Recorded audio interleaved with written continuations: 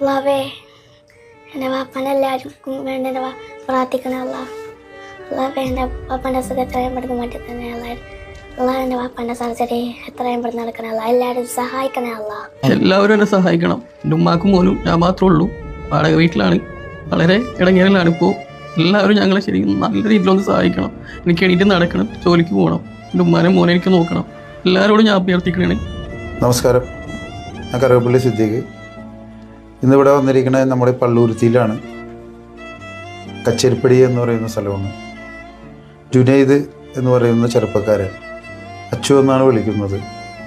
അദ്ദേഹത്തിൻ്റെ ഇടുപ്പല്ല് വളരെ ദയനീയ ഒരവസ്ഥയിലാണ്. ഇടുപ്പല്ല് മാറ്റിവെക്കുന്ന ഒരു സർജറിയുമായി ബന്ധപ്പെട്ടാണ് അദ്ദേഹത്തിൻ്റെ ഇപ്പോഴത്തെ ഒരു അവസ്ഥ. ഈ അച്ചു ഇപ്പം നിലവിൽ എഴുന്നേൽക്കാൻ പറ്റാണ്ട് ഈ ബെഡിൽ തന്നെയാണ് കിടക്കുന്നത്. ഉമ്മയുണ്ട്, മകനുണ്ട്.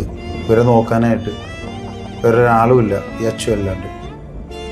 അച്ചു പല സ്ഥലങ്ങളിലും താമസിച്ചിട്ടുണ്ട്. ഞങ്ങളുടെ കറുകപ്പള്ളി പ്രദേശത്തും മറ്റു കൊച്ചി പല സ്ഥലങ്ങളിലും ഇടത്തിലും എല്ലാം താമസിച്ചിട്ടുള്ളതാണ്. വാടകയ്ക്കാണ് താമസിക്കുന്നത്. നമ്മുടെ PMS ഇസ്ലാമിക്ക കഴിഞ്ഞ ഒരു മാസം മുമ്പ് ഒരു വീഡിയോ ചെയ്തിരുന്നു. 5 ലക്ഷം രൂപ ആയിട്ടുണ്ട്. ഇനി ഒരു 5 ലക്ഷം രൂപയും കൂടിയാണ് വേണ്ടത് ഈ സർജറിക്ക്. ദയവ് ചെയ്ത് എല്ലാവരും ഈ അച്ചുവിനെ എഴുന്നേറ്റ് നടക്കാനുള്ള ഒരു സാഹചര്യത്തിലാക്കുന്ന രീതിയിലുള്ള പ്രവർത്തനം നടത്തണം. വളരെ ദയനീയ അവസ്ഥയാണ് ഈ കുടുംബത്തിൻ്റെ. ഇടുപ്പല്ല് പൊടിഞ്ഞ് ഇരിക്കണേണ്. അത് മാറ്റി വെക്കുന്ന ഒരു സർജറിയാണ്. മെഡിക്കൽ ട്രസ്റ്റിലാണ് ചെയ്യുന്നത്. തിങ്കളാഴ്ചയാണ്. ഈ വീഡിയോ മുഴുവൻ ആളുകളും ഏറ്റെടുത്ത് അച്ചുവിൻ്റെ ചികിത്സയ്ക്കുള്ള ബാക്കി തുക 5 ലക്ഷം രൂപ നമ്മൾ മുഴുവൻ ആളുകളും ഏറ്റെടുക്കണം. പള്ളുരുത്തിക്കാരും കൊച്ചി പ്രദേശങ്ങളിലുള്ള മുഴുവൻ യുവാക്കളും യുവതികളും എല്ലാവരും എല്ലാ ആളുകളും ഏറ്റെടുക്കണം. ഏറ്റെടുത്താൽ മാത്രമാണ് ഈ കുടുംബത്തിന് ഒരു അത്താണിയാണ് ഈ അച്ചു. അസ്സലാമു അലൈക്കും. എൻ്റെ മോനെ സഹായിക്കണം നിങ്ങളെല്ലാവരും.